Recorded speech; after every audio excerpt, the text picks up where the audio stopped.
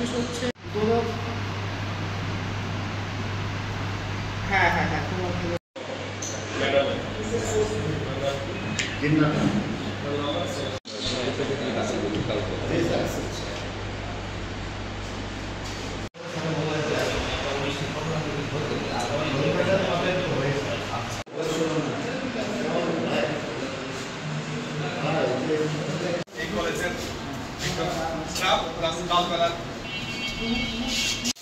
আমরা কমিশনের অনুমোদন সাপেক্ষে আজকে এখানে অভিযান পরিচালনা করেছি।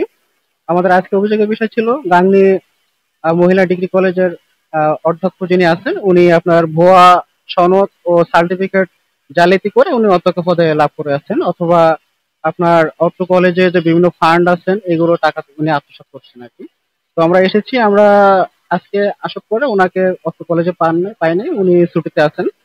তো আমরা ওনার সার্টিফিকেট এবং জন্ম সনদের যাবতীয় রেকর্ডপত্র আমরা চেয়েছি, এবং অত্র কলেজের যে বিভিন্ন ফান্ড আছেন দোকান থেকে যে টাকাটা পাওয়া যায় প্লাস পুকুরে লিজ নেওয়া, এই সংক্রান্ত আমরা বিভিন্ন রেকর্ডপত্র চেয়েছি।